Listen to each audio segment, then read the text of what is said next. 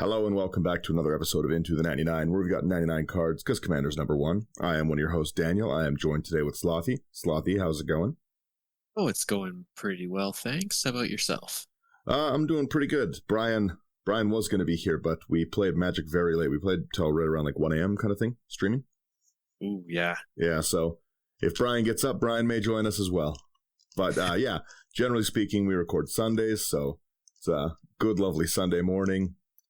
Hopefully the weather stays kind of where it is. I think everyone's kind of winding up for holidays, so been a little slow on everything and people just relaxing. I think that's nice. You know, it's the time of the year everyone's coming together with family and stuff. Yeah, definitely. It's nice to just kind of, as you said, kind of chill out and take it easy. Yeah, I'm hoping everyone kind of gets a little bit of time off to actually relax over the holidays. Hopefully, if there's some fun things that you guys like doing, then you'll end up doing those things. But yeah, we're right near the end of the year, so I wanted to do a few discussions. One of them was on just like the cards we like the most for this year. There was so many of them that it's pretty much impossible to not like talk about how many there are, right? Yeah. So yeah, without further ado, we'll get into our little lists here. And yeah, I'll start it off by saying like what the sets are and stuff, and then we'll go over each of the ones. So the ones that I'm basing my favorite card list on is going to be Neon Dynasty, Streets of New Capenna, Commander Legends Baldur's Gate, Dominaria United, Brothers War, and then Jumpstart, because I like some of the Jumpstart stuff. Yeah. Yeah, I think that's a fair metric to look at. I can't possibly go into all the secret layers and everything. No. We get it. There's a lot. Yeah. My original list had Zangief in it, which was from a secret lair, but then I realized we're gonna have to talk about a lot of secret layers. You can bring Zangief up, and let's start right there and stuff. Like talk about that one. Yeah. Let me just pull the card up real quick. There. Yeah. So Zangief the Red Cyclone. 2 green, red, black, legendary human warrior, 7/4, must be blocked if able. Has iron muscle. As long as it's your turn, he's indestructible. And he's got spinning pile driver. Whenever he deals damage to a creature, that creature will deal excess damage this turn. That creature's controller sacrifices a non-creature, non-land permanent. This was the first deck that I did after joining into the 99. And I love this card so much. This with, Turgid and just being a complete degenerate. So much fun. I think that was, the first one that I saw of yours, and I really like the build style. And I always forget that Zangief has to be blocked. Yeah, that makes it a lot more menacing. Yeah, because then you have to deal with that sacrifice ability, because a lot of times people can just say, "Oh, I'll take the damage, whatever." Yeah, I'll put myself on a 3-turn clock just to hope to deal with him. Yeah, I guess he has a 7. Mm-hmm. Yeah, he's pretty strong. Oh yeah. I really, really like it. Is there more that you like of those secret layers that you wanted to talk to before we get into them, or? Honestly, other than the Street Fighter one, I haven't really been able to keep too close of an eye on them. There's just been so much. That's fair. Well, let's go into then the Neon Dynasty and stuff. So that was February 18th set this year. The first of the blocks that we got. They're not really blocks, but it was a return to like a fan favorite plane. We had like cyber ninjas, like the vehicle mechanic really, really skyrocketed there. Mm-hmm. Do you want to start us off with some of the stuff you like from that set? Yeah, absolutely. I absolutely loved the theme of this set, and Mirror Box was my favorite card from it. 3-mana artifact. Legendary rule doesn't apply to permanents you control. Each legendary creature you control gets +1/+1, and each non-token creature you control gets +1/+1 for each creature you control with the same name as that creature. I always forget that ability too. That's the ability to copy your legendary stuff has always been good. Yeah, it's just phenomenal in any copy strategy. Yeah. I think, like I said, I've got a larger list. So you do yours, and then I'll go through mine here. And yeah, sure. I've also got Ishan, 2 Heavens is 1. He's the doubling attack triggers. I played this one when we played a couple weeks ago. It's super fun deck, gets lots and lots of value. especially for 3 mana. Yeah. That's all that I had set aside for Kamigawa. What have you got? I got quite the list. So number 1 is Kama, the Fractured Calm. This may be one of my favorite commanders of the year, if not my favorite. It's a really, really fun budget deck to play. Kama was the alternative commander in the modified deck. And that modified deck as well is really, really cool. Like the Chishiro thing was a really cool commander too, but I just love this goad mechanic. It is the one it's 2 colorless, 1 green, 1 red, backwards, whatever. It's a spirit, it's 3/3. At the beginning of your end step, you go to each creature your opponents control that's enchanted by an aura you control, and Kama gets a 1/1 for each creature goaded. I just love this commander. It's been like one of the most fun commanders that I've played in a long time. I always find myself reaching for it. I love the artwork. I love the flavor of the deck. It's just awesome. And then I just got to go through like my mentionables, of course, of like Farewell. Farewell is a card that like just really, really gave White a lot of what it needs. Just that ability to exile artifacts, creatures, enchantments, graveyards. I am not going to read the mana cost of every card and the exact text of every card because I got a real big list. But you guys will pretty quickly understand, like I said, like where my stuff's coming from. These are, by the way, not the best cards of the year. They're just our favorite cards, right? Yeah. So I really, really liked the new Dragon cycle, just the whole cycle in general, like the Junji, all those kind of things. I thought that those were just really, really cool. The channel lands were some of the like strongest lands they've printed in a while. Oh, absolutely, yeah.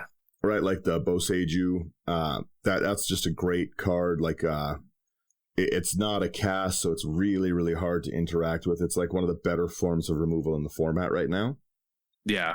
So those were like pretty awesome. Also, Go Shintai was from this, and all of the new shrines. I loved them. The shrines are really, really fun, and they really, really upgraded, brought kind of a new light to shrine decks. You were kind of stuck with playing like Sisei, the 5-color Sisei, kind of became the de facto commander for shrines. And then you got like this stuff like Sanctum of All. You got all of the new shrines. I'm pretty sure those were all Kamigawa, right? Yep. No, it looks like it. You got Ancient Wars, Boundless Vigor. Yeah. Life's Origin, Lost Wisdom, and Shared Purpose. Yeah, exactly. So that actually made it so the shrines were really, really like playable.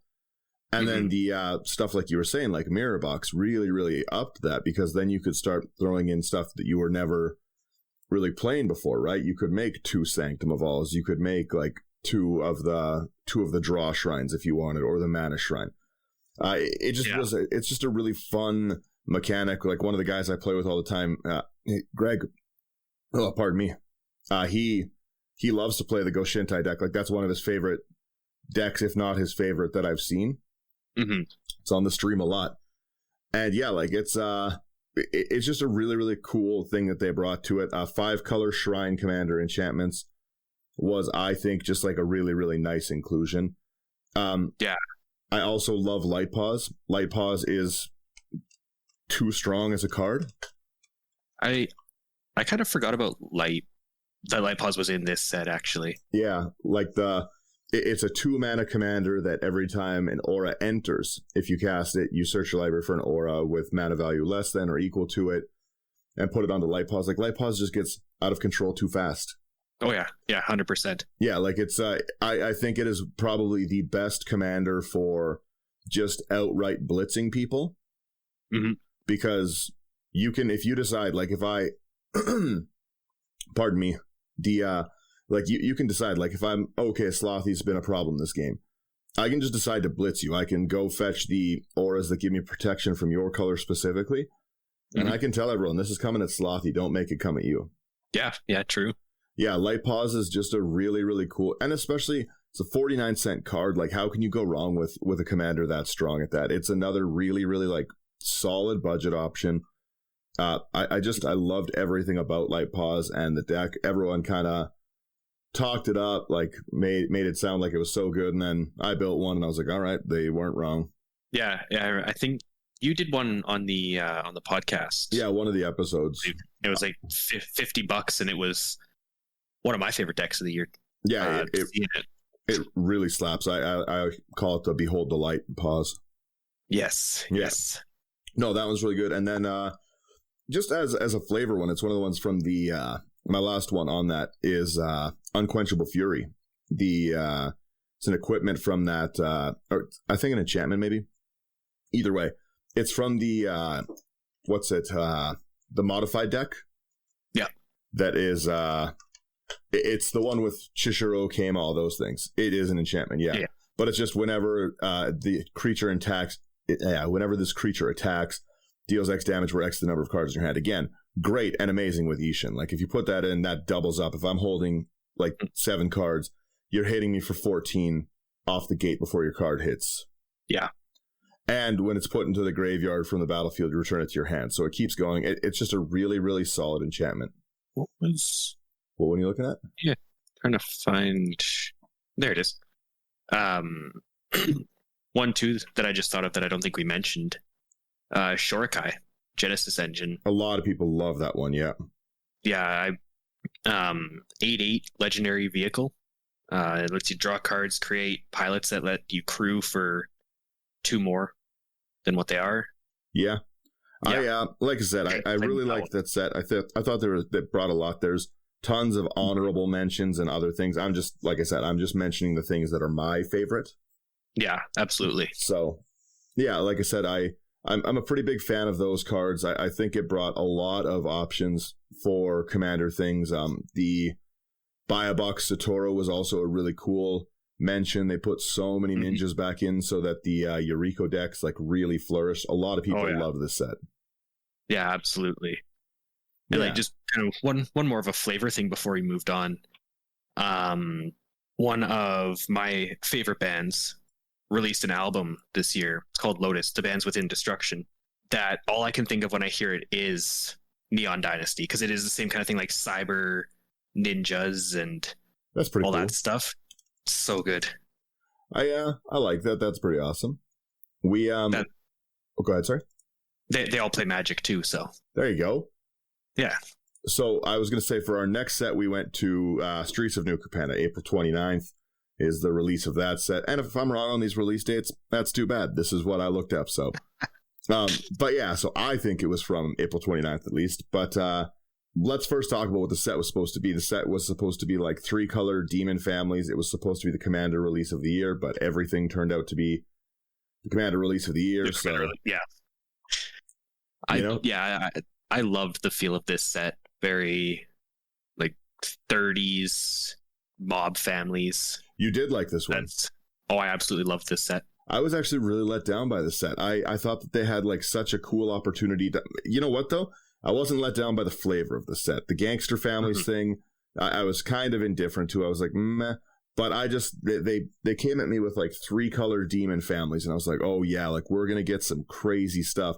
And then they're just like, how about we give you Bant Goat? Treasures.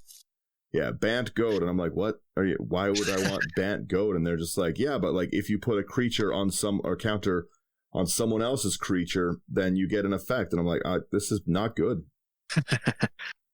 That one really, really let me down. The commanders as well, I thought were kind of weaker commander decks for the year.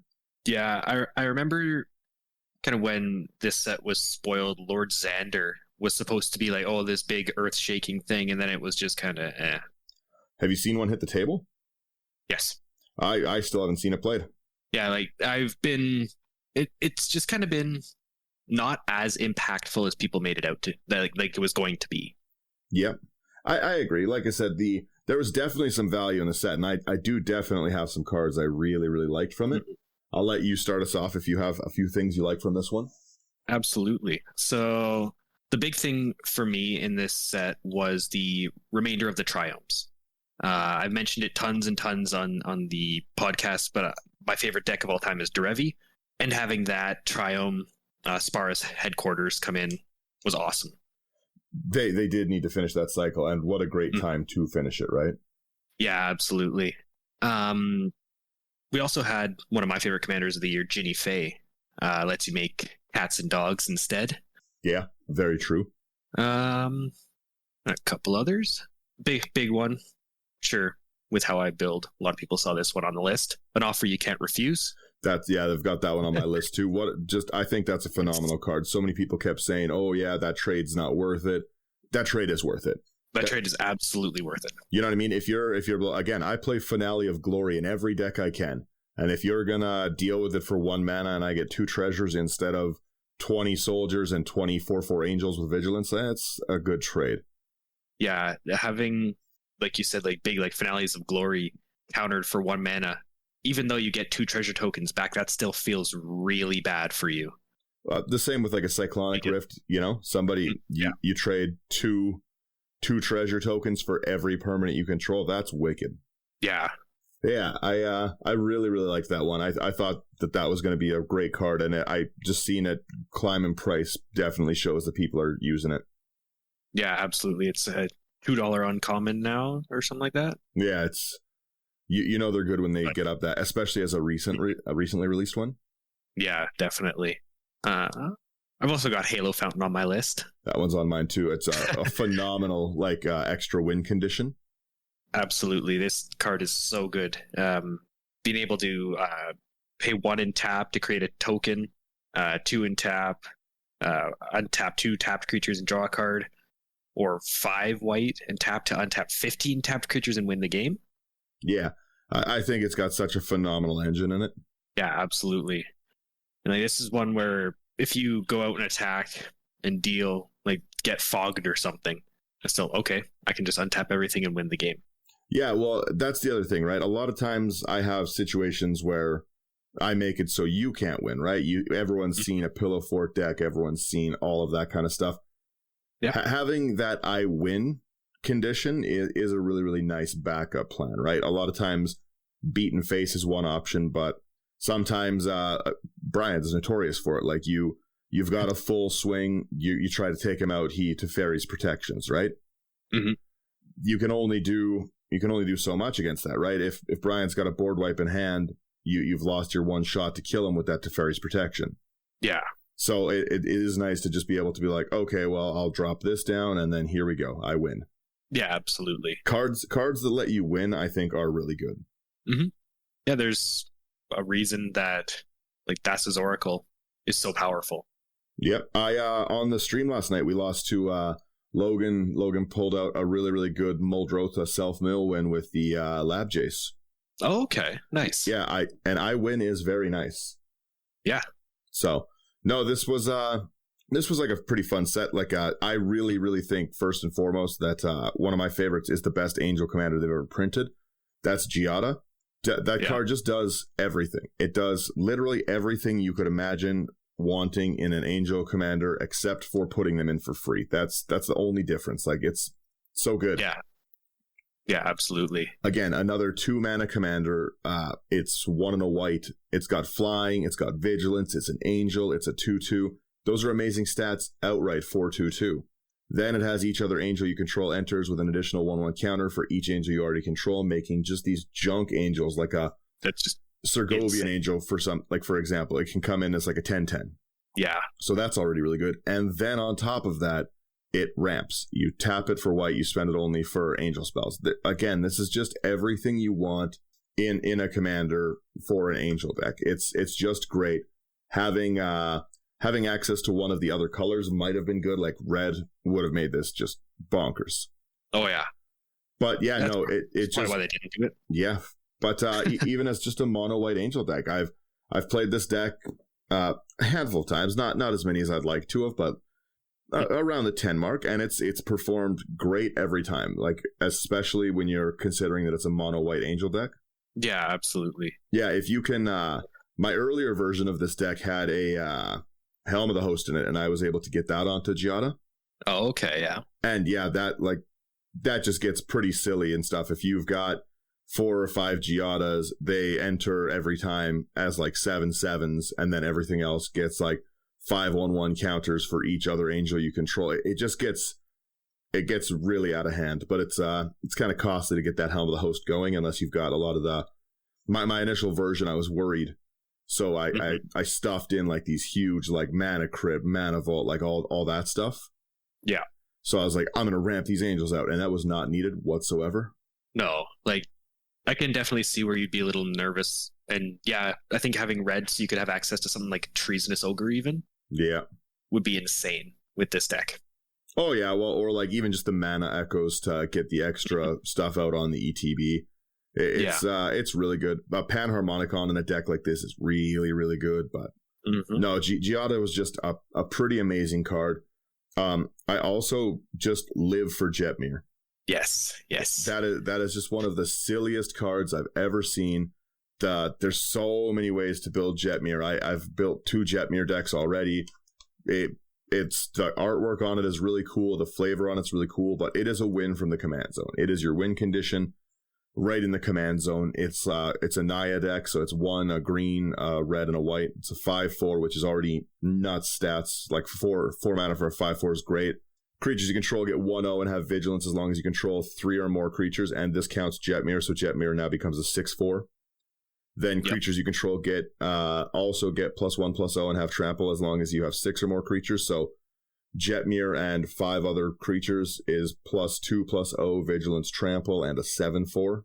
And then if you have 9 creatures, including Jetmir, all your creatures, again including Jetmir, get +3/+0 vigilance, trample, double strike. Like this is an insane card. Yeah, this card's nuts. It's this is the deck that I built for my fiance when she was like learning Magic the most and stuff, right? Like at the very beginning of it.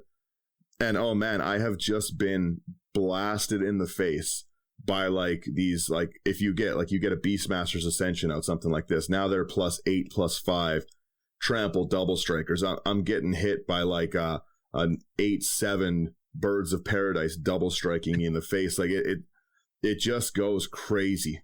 Equip the bird. Yeah, like it's literally all you need to do for a deck like this is just fill it with mana dorks and just run train on the table. Jetmir's great. There's like no bad way to build Jetmir, I think, unless you for some reason tried to make a creatureless Jetmir. Yeah, Jetmir is just a silly commander, and I definitely think that it's a great commander for teaching people to play the game because it's real easy to make a strong Jetmir deck. As well, it's fun because a lot of times you hear people say, this is just another quick aside of Jetmir, you hear people say, oh yeah, like if I had one more turn. Well, Jetmir actually does have that, like if I had one more turn, it will sweep the table. So because we've got those Boros colors, I was able to stuff into like my very first version of this deck, I stuffed in the take an extra turn after this you lose cards. Yeah. Like Chance for Glory and stuff like that. No one sees that coming. No one sees that you're like, okay, well, sure, he just hit Slothy for 100, but now Daniel's at least got to take a turn. They've got vigilance, so I can't attack him, but I got a turn, and I'll quickly Chance for Glory. My creatures are all indestructible. I'll take another turn, and that Chance for Glory is rough. If you tried to board wipe the Jetmir player and it only has 1 turn left and it turns to you. Yeah. Yeah, it's Jetmir is a great one. I've built 3 of them already. I'm probably going to build another one for myself. Jetmir is just a deck that I've also constantly liked to play.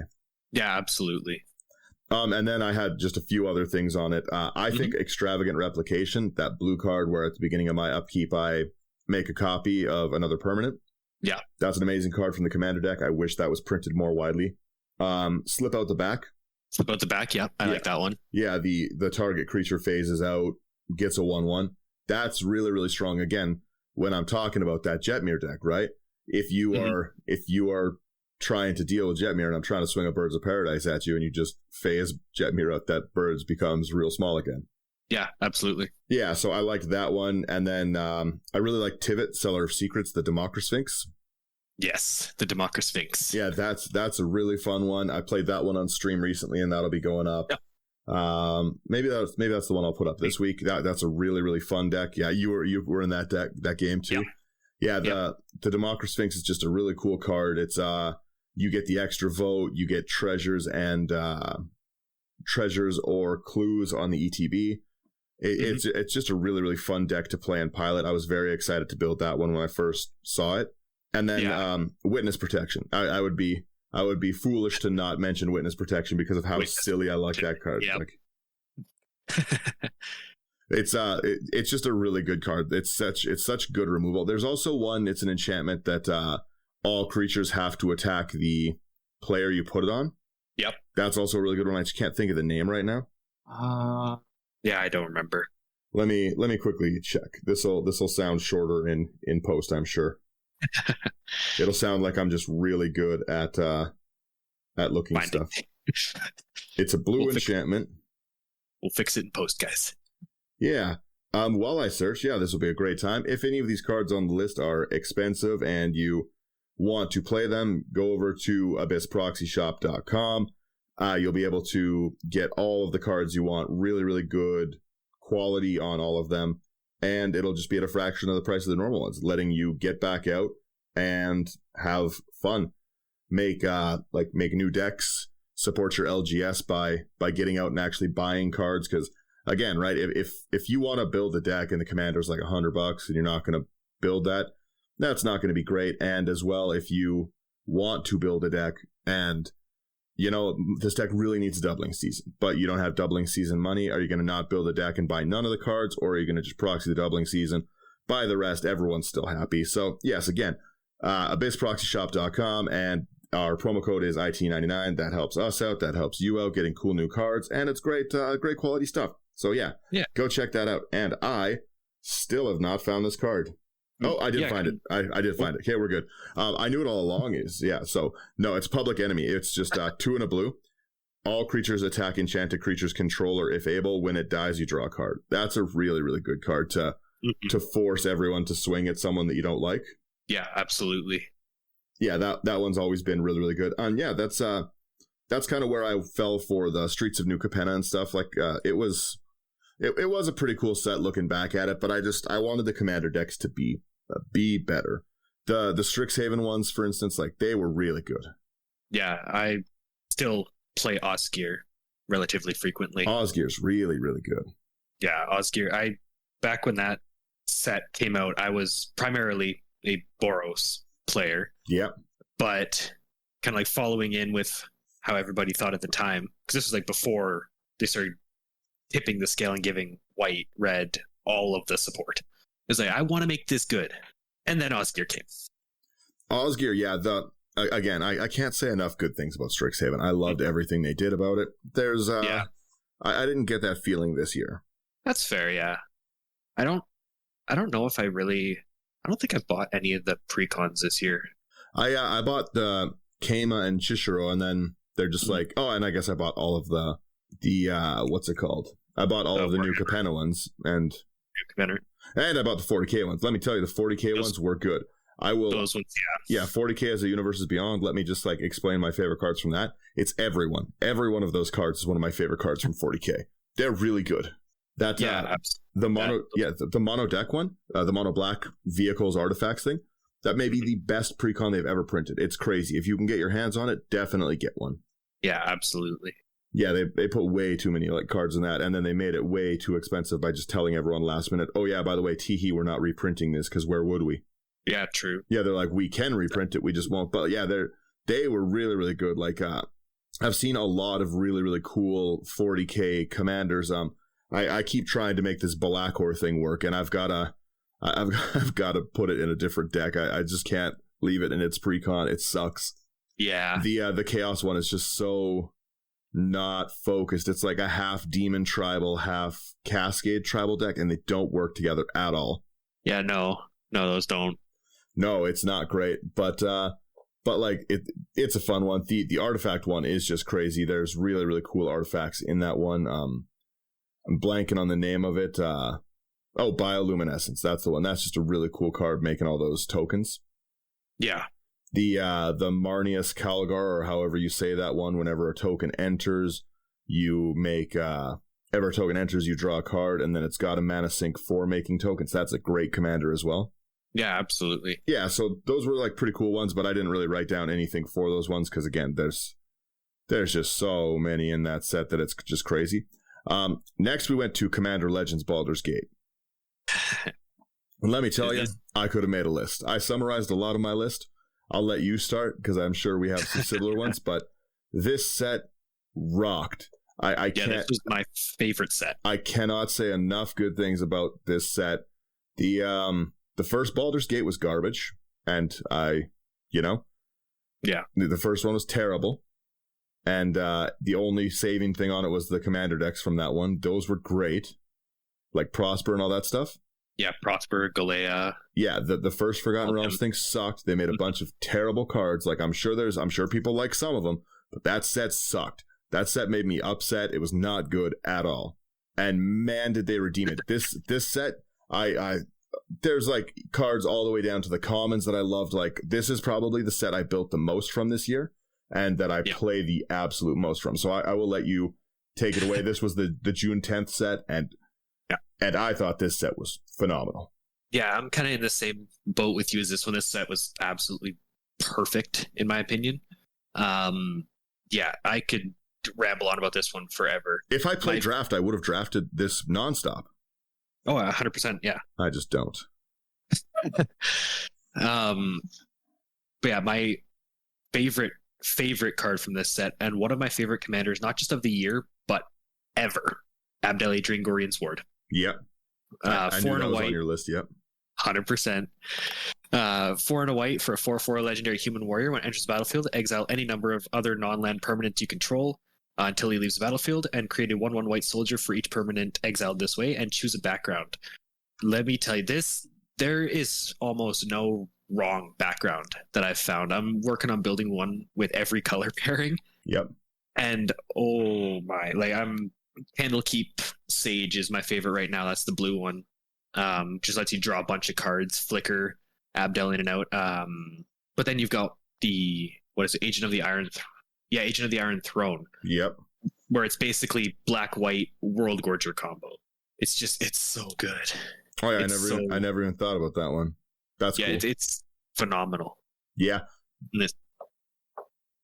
I liked all the backgrounds. To be honest, I just loved all of them. Baloth was on mine as an honorable mention, and Zelix.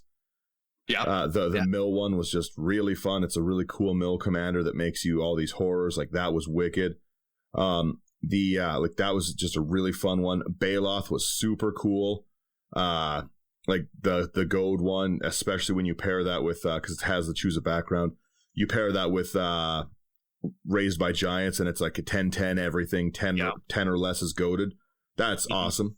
Yeah, I will say I am extremely glad that they made the background commanders monocolored. Yep, I like that. Just so that they didn't have the same thing as with the partners, where it's like, oh god, this is 4-color. Yeah, 4-color pile, but it's also gold. Yeah. I really, really hope that they continue the background mechanic, and because that would be a great thing for the next Commander Legends, is another set of choose a background and another set of backgrounds to mix mash even more. Partner, I think, is too overwhelming. I love Partner, one of my favorite mechanics in the game, but it's just been shown time and time again that it's not a good idea to print. It's not a good idea to make Sakashima and then make me have to buy a Sakashima every time I try and make a deck, you know? Yoshimaru Sakashima, very fun deck. Yeah. Right? Like it's just, there's, at a certain point, like some of the partner, we have to just, come on, everyone's seen a Thrasios and Tymna deck. Like we know what they do. We know who you are. Yeah. Thrasios, Tymna, then you got the first Commander Legends where you had Krark and Sakashima. I was gonna say, yeah. I just I was doing Krark and Vile Smasher. I was doing it called Krark Viles. It's they're too good of pairings. Like even a deck that I played for a while was Silas Wren and Vile Smasher as an artifact themed deck, and that deck was just stupid. I was able to get all these Tezzerets out nonstop. I was able to it was just a dumb deck. And I was getting constantly different, it was just too much. Yeah, no, I definitely agree. And I think with the choose a background, they made it feel very fresh and balanced. Like, yeah, you can do, going back to Abdel Adrian, with Candlekeep Sage, you can just keep flickering it, getting a bunch of cards, getting a bunch of tokens, then just winning. Yep. But you can't just do that from the command zone. Yeah, you have to pick your background, and they just feel to me a lot more balanced than a lot of the partners, especially the 2016 partners. Yeah, and like I said, these were just fun to build. I just have so many decks from this set. The number of cards was the biggest, I think, crime, quote unquote Wizards did this year was not giving this set like time to breathe. Yeah, absolutely. Because what the next set was out less than a month later. Yeah, they just stuffed these sets like back in, like they're just back to back. Like again, like this was June 10th. Dominaria United was like September 9th. So there was no time. And we also had Double Masters July 8th in between there too. Oh yeah, I didn't put anything in for July or for the Double Masters, but that had great reprints. Yeah, it did. Yeah, so my list for this, like again, fairly large. I think you still have a few more, but like I said that the entire background cycle was great. Oh yeah. The Ancient Dragon cycle was pretty cool, like the roll of D20 dragons. Mm-hmm. Those are pretty fun. It's a shame that those are so expensive because they made them kind of the chase cards of the set. Yeah, well, it's kind of the same thing of what they did with the original Forgotten Realms too, isn't it? Like all the ancient dragons were the expensive ones. Yeah, that's true.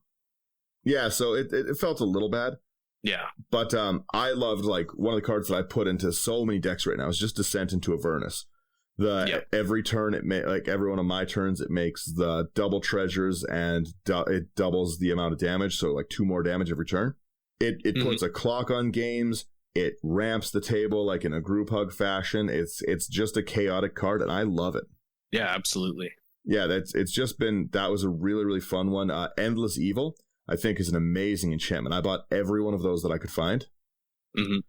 You put it on a creature. Oh, yeah, sorry. I've got another one to mention too. You put it on a creature and then you make like 1/1 copies of it. Yeah. Like that's awesome. I was going to say one of my favorite decks of the year was your Captain, however you pronounce it, deck. Captain Gothrod. Yeah, like that was a really, really cool deck. The Horror of Captain Gothrod. Yeah, that was a really, really fun one. And that was also from this, right? Yes, that was from one of the commander decks. Yeah, from Baldur's Gate. Mm-hmm. This one was actually on my list too. Okay, yeah, I was gonna say I really, really like that deck. I thought you put that one together really well. Thank you. Yeah. I also have Glunch on mine. Glunch the Bestower with. Oh, yeah. I love yelling it's Glunch time and then playing just silly group hug deck. It's been one of my favorite group hug commanders for a while now, and it's again I can't say enough good things about it. It gives 1/1s, it gives draw, it gives treasures the moment it hits the board. So even if you're playing it and stuff, it's not unheard of to drop a turn 2 Glunch in a very budget deck. If you get Soul Ring turn 1, you have your Glunch turn 2, and that you go into turn 3 with 5 mana.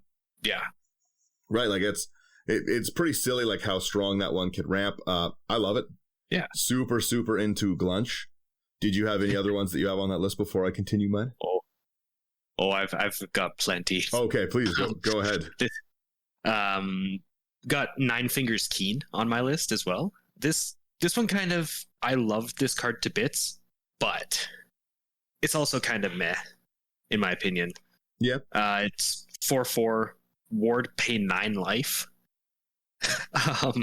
Then you can, when it deals combat damage, look at the top 9 cards, put a gate from among them onto the battlefield. Then if you control 9 or more gates, put the rest in your hand. Otherwise, at the bottom of your library in a random order.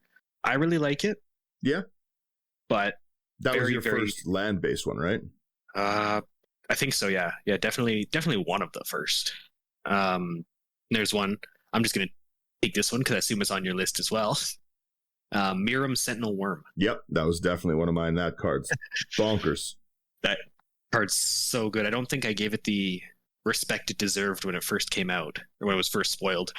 But 3 and Teamer for a 6/6 Dragon Spirit, flying ward 2. Whenever another non-token dragon enters the battlefield under your control, create a token that's a copy of it, except it isn't legendary. Yeah, that is just bonkers. That's insane. It's that one's pretty good, especially like again. I've said a lot. The best angel commander. This is the best dragon commander. There is not a better dragon commander. Dragon gives you more colors, but this is amazing. You don't have to deal with legendary things. You make your tokens. Like, see, I would probably run this one just in the 99 of like Tiamat or something, so I can just fetch it anyway. Yep. Oh, Miram just gets out of control so fast. It's the perfect colors for ramping. It's the perfect colors for drawing into more of these dragons. Oh, it is a phenomenal dragon commander, and that token theme built right into it. You can double it up so easy. There's been like I said, Aedrix the Nev, which does work with this one. Yep. Because you make tokens. I think actually, let me double check. But no, yeah, it's I'm pretty sure that you double it up that way. I think you would, yeah. Whenever another non-token permanent enters, you create a copy. Yeah, and that's the other thing. Panharmonicon's a token doubler in this deck. It's just a wicked one, and again, making it not legendary is crazy. Yeah, true. Especially if you can start getting like tokens of Mirren itself. Then every time you get dragons, you double up your dragon. It's a really good card. It's a really, really good card. Yeah, this was one of, like you said, the best dragon commanders that we've gotten ever. Yeah, it's I also think it's the most budget-friendly one. You don't have to worry about the 5 colors of mana like you normally would. Although they are making that better with, again, like you said, the triomes that they've brought out this year. Like, that's been great stuff. Yeah, they're definitely making it so you can build 3, 4, 5 colors. Very budget on the mana base. I like that now, yeah. Another one, and this is as a pairing, but Jaheira, Friend of the Forest with Inspiring Leader. Yep. This was a deck that I built earlier as well, and you can just do bonkers stuff with Jaheira, making tons of tokens, creating tons of mana, dumping it into whatever you want, making Inspiring Leader a creature. Yep. Jaheira is a really, really good one. I also really liked Halcyon, the make your tokens bears. Yeah. Behold the treasure bears. Yeah, that was a really, really good one. Jaheira is great in so many decks. Oh, absolutely. As a commander, as not a commander, like that's a great card. I still don't think you've seen my Jaheira and Street Urchin deck where I just hurl these tokens at people. No, I don't think I have. Yeah, because it turns all of my Jaheira makes tokens tap for things, and I can use those tokens to tap for the ability to throw them at people. Mm-hmm. So yeah, that's a fun pairing. Nice. Did you have any other ones before I rip my final ones off here? I had one more. Displacer Kitten. Yep, I forgot that was in this set. 3 and a blue for a 2/2 cat beast. It's got avoidance. Whenever you cast a non-creature spell, exile up to one target non-land permanent you control, then return it to the battlefield. Yeah. It's so good. The art is adorable. Yeah, that one's real good. Yeah, so I don't have too many more on this one. For me, Wand of Wonder. Yeah, I can't get enough of that card. I love the chaos aspect of it. I love the fact that I can possibly chaos wand 3 people a turn. Yeah. So I put that in a ton of decks. That was just a really, really good one. Wild Magic Surge. Mm-hmm. Again, another just chaotic destroy spell, which I just love. I love every part about it. And you, because Wild Magic Surge, I'm just going to double check exactly what that one is. But I know it's a double. It is a double red. Mm-hmm. Wild Magic Surge. Yeah. Destroy target permanent opponent controls. They reveal from the top until they reveal a permanent that shares a type with it. Put it on the battlefield. I like that a lot. Yeah. It's I play like some higher power pods and stuff. It is just a nice way to blow someone's cradle off the table at instant speed, and they can go get their next land, or something problematic that is gonna make it so I can't win the game. I'm willing to take that gamble advice. So yeah. That one's really cool. I loved Wilson. I made 5 Wilson decks. Wilson was just a silly card. It is. I don't even have to look that one up because I got another one right beside me. It's Wilson Refined Grizzly. It's 1 in a green. The stats on this thing. It's a bear warrior. It's 2/2. Can't be countered. So 2/2 can't be countered at 2 mana with Vigilance, Reach, Trample, Ward 2, and choose a background. This card is statted up. Oh yeah, it's so good. Yeah, it's I all of them are I really got to get somebody to alter all of them so that they fit the theme, because I've got Wilson Street Brawler, stuff like that. It's just Wilson Raised by Giants. I love every part of it. Wilson's great. Wilson Agent of the Iron Throne. Yeah, it's a fun deck. And then I also just really liked Marching Duodrone. I thought that was a cool. I had to Decanter of Endless Waters, but Marching Duodrone, whenever it, again, let me double check. You'd think I'd pull these up before I start, hey? It's whenever it attacks, each player creates a treasure token. That's a great way to get chip damage in. Most people are going to just happily take 2 damage so that we give the table ramp. Yeah, that's true. Yeah, like I said, I've got no problem with this one. No. That was, like I said, that was my favorite set of the year, I would have to say. Yeah, I definitely agree. I think that one was perfect. As I said, like there's so much that I liked about that one. There's so much that they improved from Adventures in the Forgotten Realms from last year. It's almost like they took the feedback. Yeah, you'd think, but I would not hold my breath if they were doing that. No. Yeah, Marching Duodrone was really, really cool as a card. I liked that one. I liked the set. Like I said, I can't say any real bad things about this one. No, it was so much fun. Yeah, right. Let's hit Dominaria United, September 9th set. Sure. I've only got a couple out of this one. Yeah, mine's pretty small on this one too. The first, like, kind of the big one that I had here was Vesuvian Duplimancy. 3 and a blue, it's an enchantment. Whenever you cast a spell that targets only a single artifact or creature you control, create a token that's a copy of that artifact or creature, except it's non-legendary. Yeah, it's pretty good. Yeah, this one kind of gets out of hand when you got multiple copies of things.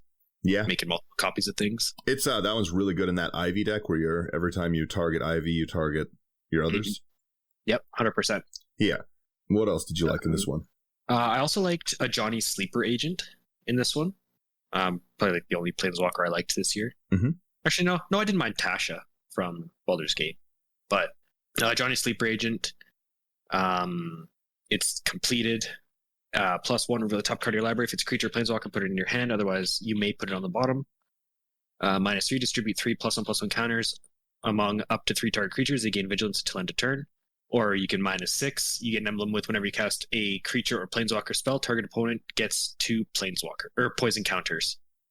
I really like this one in, like I mentioned, I think 2 or 3 times already in my Derevi deck. It's just gets out of hand really, really quick if you can get that -6 off, and just you're able to just repeatedly cast Derevi, just kind of whittle everyone down with poison counters until you win the game. Yeah, that is actually a really good emblem. Anything else you liked on that one? I think that was kind of about it that I know, or that yeah, the other ones I think are probably on your list too, so I'll just talk about them when you talk about them. Yeah, mine are pretty small. Number 1, the new shoulder is pretty cool. Right? It's I think that was like kind of everyone's list. That's kind of the chase card. Yeah. I really like the cycle of tap duels. I again think that people should just play as if they're real duels and not tap, because you shouldn't spend thousands of dollars for a working land base. No, like I meant to say this when you were talking about Abyss Proxy Shop, but I want to play against your deck, not against your wallet. Yep. Proxy cards. Yeah, well, that's the thing, right? I've always maintained that, like, nobody wants me to win, like, with a CDH deck on, like, turn 1 or turn 2 against just casual decks, but then is happy that I owned the cards, you know? Yeah, no, like, I think... Like, no one's just like, oh, yeah, like, that, like, turn 1, like, just, like, play my hand out, like, get a Mana Volt, Lotus Petal, Mana Crypt, a turn 1 Urza, like...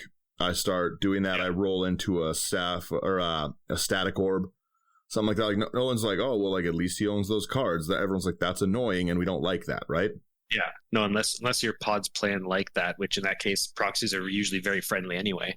Yeah, it's just if you proxy over the power level, sure, it's going to be annoying. But if you play over the power level, it's already annoying anyways, regardless of if you own the card. Yeah, like you were saying, it's not like, oh yeah, I got stomped by a turn 1 Godo win. Yeah, but at least he owned them. He owns that Lion's Eye Diamond. That's a real card. That's cool. Yeah, right. It's just like the game's meant to be played, and that's why I think that the tap duels are like so cool. They're like 10 cents.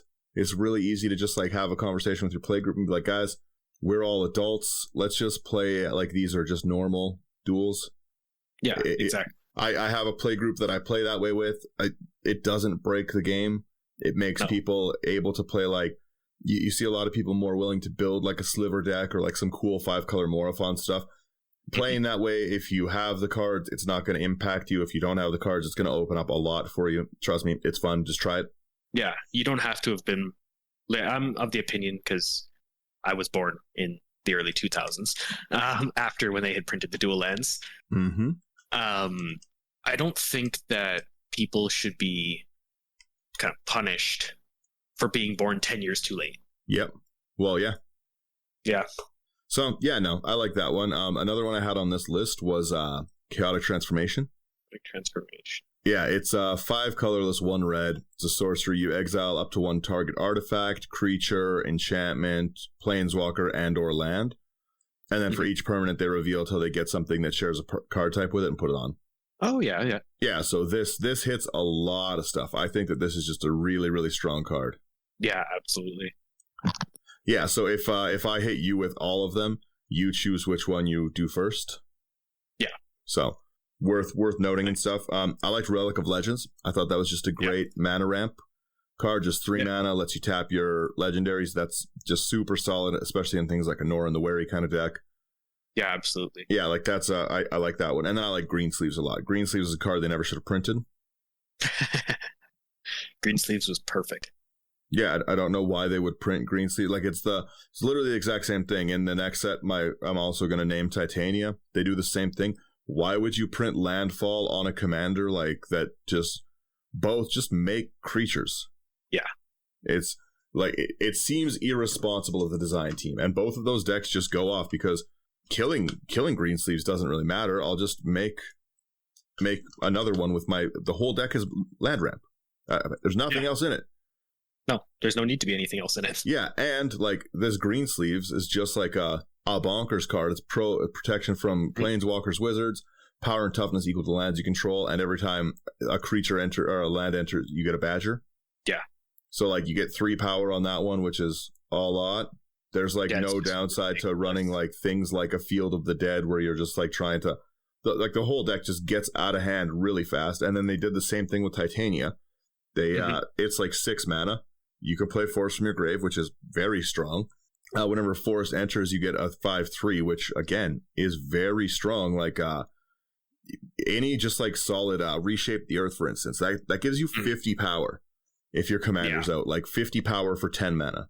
That's a problem, obviously. Ridiculous. Yeah. And like you can say like, oh, at least it's only forest. It's like, okay, but it's a mono green deck.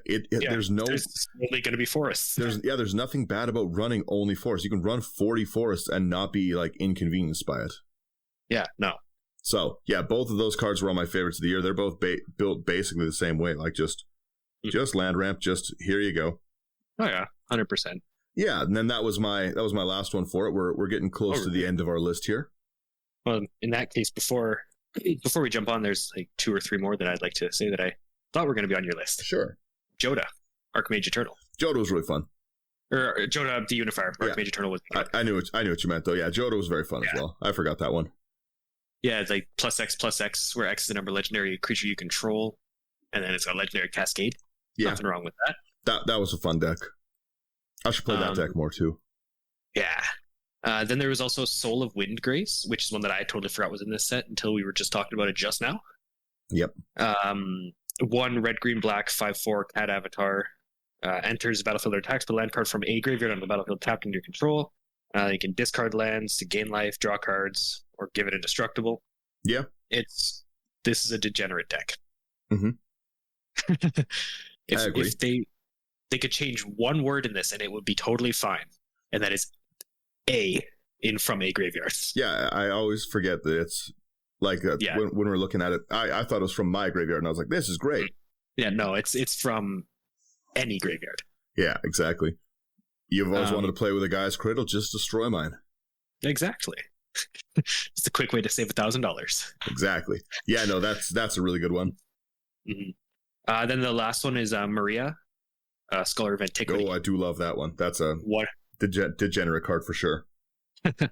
1 red green for a 3/3 Elf Artificer. Tap an untap non-token artifact you control to add green. Or tap 2 untap non-token artifacts you control, exile the top card of your library. You may play it this turn. Yeah. Gruul Urza. Yeah, that one's rough. Yeah, that's and it gives you the draw engine where you can it's rough. Yeah, that was all the ones that I had from the Dominaria United. Yeah, so we'll go into Brothers War November 18th again, because why wouldn't they give us a time to again digest that set? Yeah, please give us like 4 sets a year again, all set in the same place. Right? Please. Yeah, okay, so my list on this one's again very small. Number 1, Awake in the Woods. That card is everything. That card's perfect. It's a mana sink. Every part of that card is something I like. Yeah, absolutely. That card it's so good. Yeah, I wish they could have printed it somehow at a common so I could just pick infinite of these up. I wish they could print this absolutely bonkers token generation card. Yeah, common. Just like, again, the fact that it's not instant is at least like kind of keeping it a little bit in check, but not really. Not really, no. Not in green where you have ways of generating stupid amounts of mana anyway. Well, yeah, like, and this is a staple for every landfall deck because it's just an X spell that X turns into landfall triggers. Yeah. Yeah. Oh yeah, it is green forest dried creatures. Yeah. Yeah. Jeez. Yeah, so like if I have 10 mana, or like I can make X10 with Titania, I make, another 50 power and get 10 more forests. In Greensleeves, I would make another 30 power of Badgers and increase Greensleeves power by 10. Yeah. Yeah, it's pretty stupid. They should have never printed something like this. No, I definitely agree with that. I'd run it in so many decks. And again, like things like in a Windgrace, oh man. Forget about it. Like in OG Windgrace, when I have like I've turned all of my things into, like, I have 4 Valakuts out. Yeah. This becomes a problem. Yeah, this is really, really good. They've been printing a lot of great landfall commanders. Like the new Omnoth is like really, really cool. Again, the Greensleeves. There's so many. Yep. Yeah. Again, it's a problem. That's one of my favorite ones. I love Mural as well. Mural's very strong. Yes, Mural is very, very good. Yeah, I'll read that one again quickly too. That is the 3 and a white for a human soldier, 3/4 during your turn. Opponents can't cast spells or activate abilities of creatures, artifacts, or enchantments, which is awesome.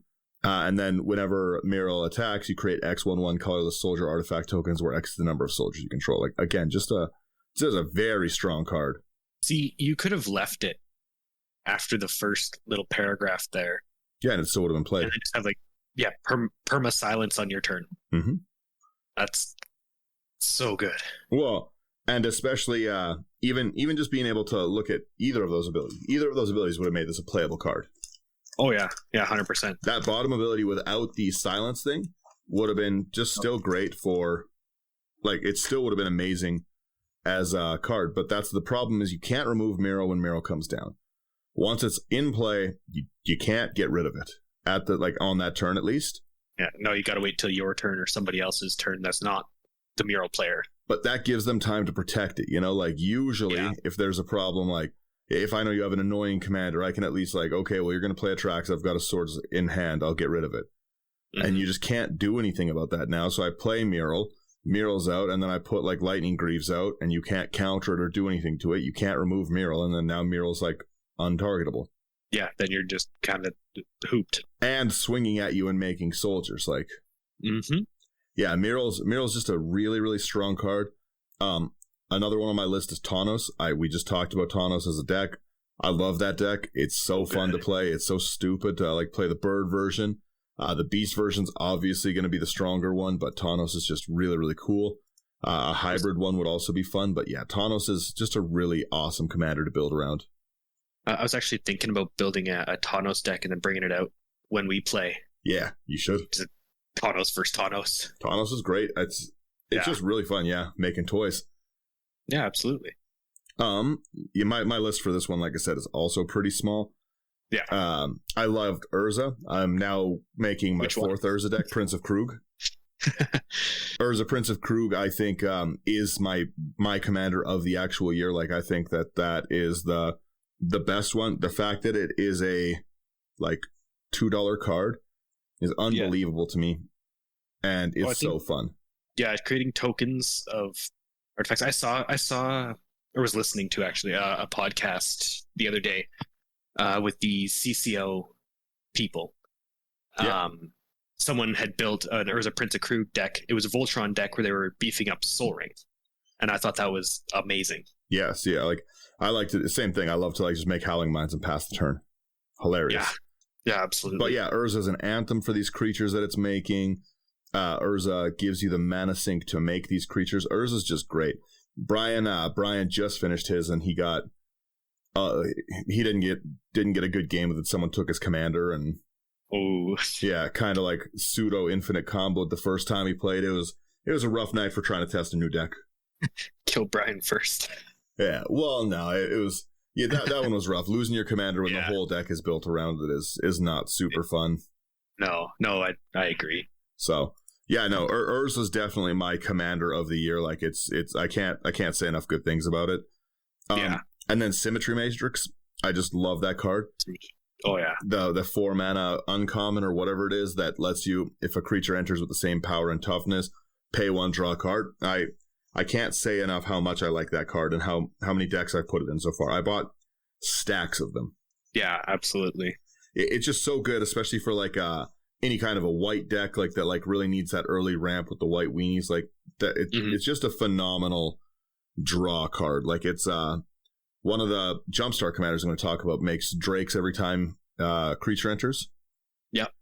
And yeah, like it just or every time you draw your second card, it makes drakes. So this is just like an awesome way to get more of those draw triggers off. I again, I can't say enough good things about Symmetry Matrix. It's very cool. And then Over the Top is just probably one of the stupidest cards they've ever printed. Like, not in terms of like how strong it is, but in how silly it is one of my favorite cards. I've been stuffing this into every deck that I can because this is the kind of stupidity I like to play. It's 7 mana, it's 5 and double red.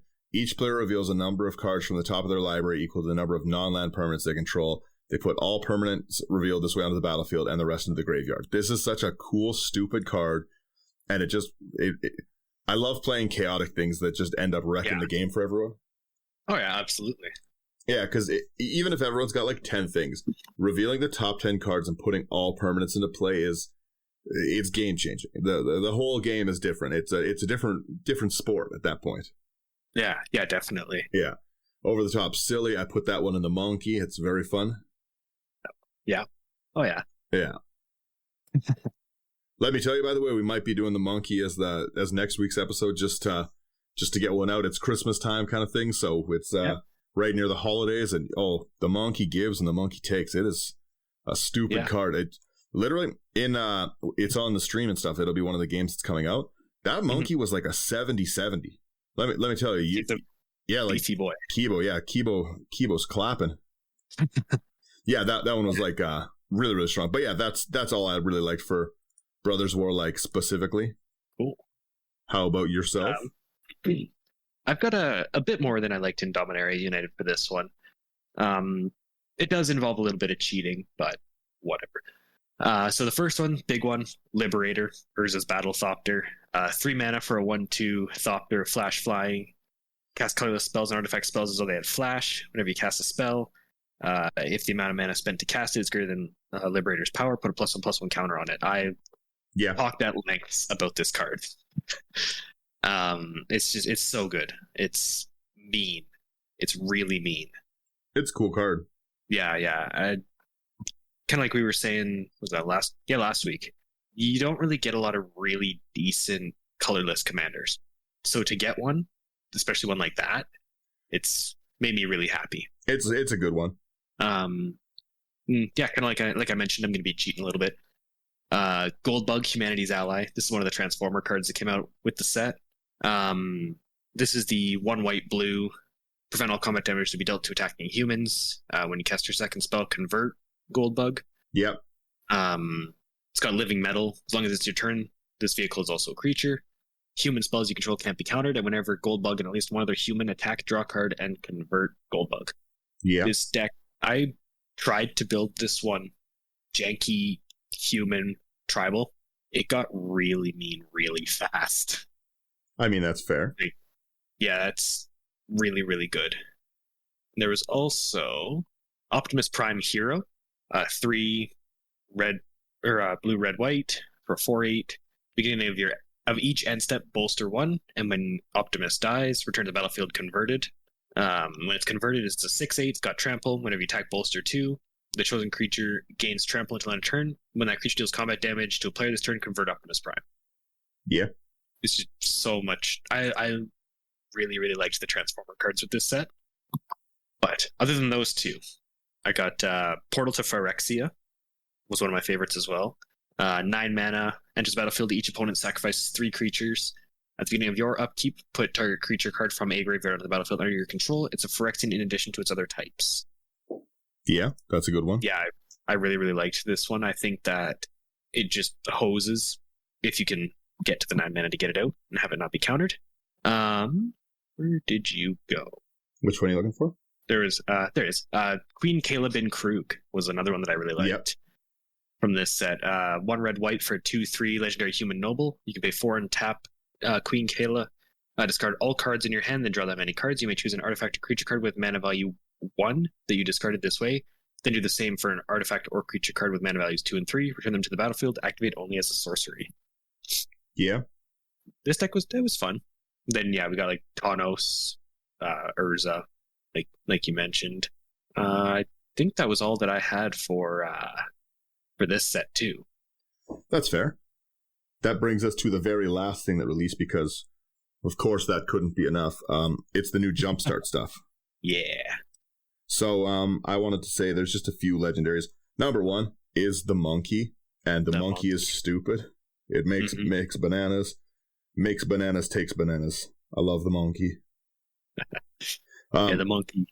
Yeah, that's Kibo Uktabi Prince. It makes taps to make bananas. The bananas tap and sacrifice to make a green or a red, and then you gain 2 life. And then whenever artifacts go to opponent's graveyard, Kibo gets a 1/1. Yeah. And you make people sack when you attack with Kibo. The monkey attack. So good. Yeah, it's a really good card.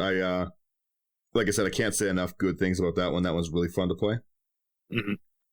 And you also mentioned Alondra. Yeah, that I think is like the best draw commander that exists right now. Mm-hmm. I'm just trying to find specifically where I have my list. Yes, okay. So yeah, that one is there we go.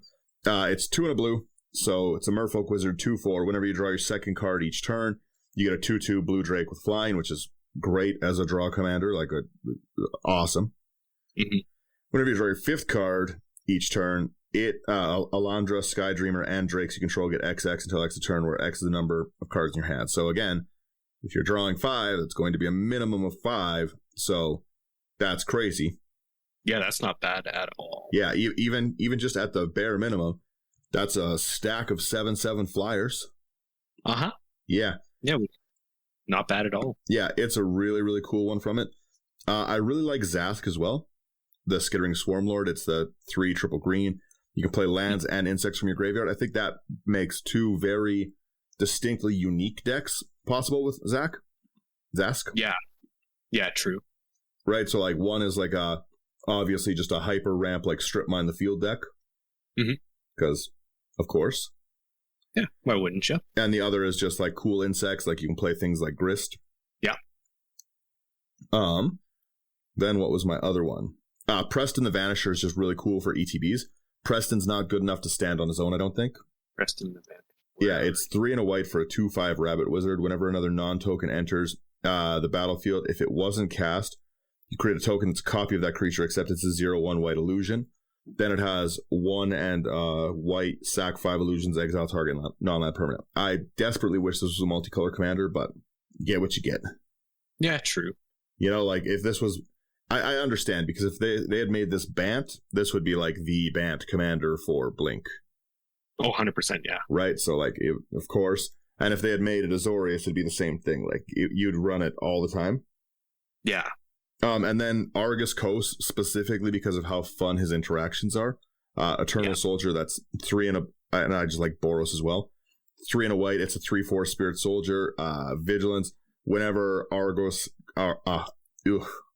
Coast, Eternal Soldier, becomes the target of an ability that targets only it, you can pay 1 and then either a white or a blue. If you do, you copy that ability for each other creature you control that it could target, and each copy chooses a different target. Each copy targets a different one.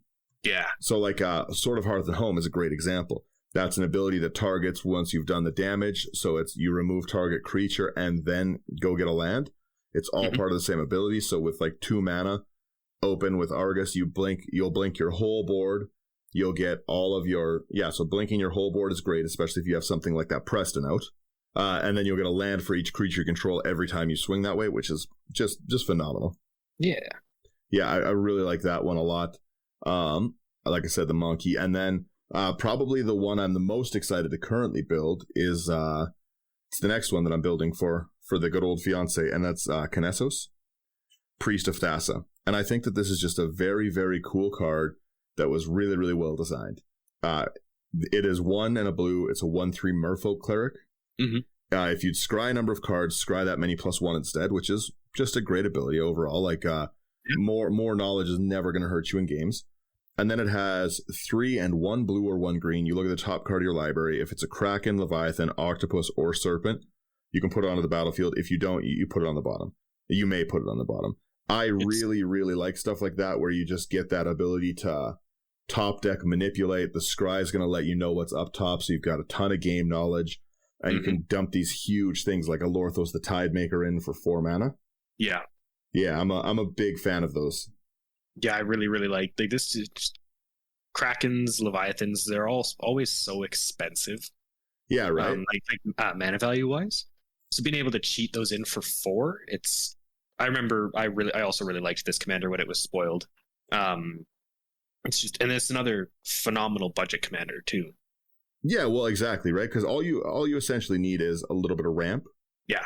And even if you don't go into the scry path where you top deck manipulate and stuff, all you need is just ramp, so you can just keep ramping like 8 cost Leviathan, so you can just keep being like 4 mana. Let's see what we get. Leviathan Roulette is cool.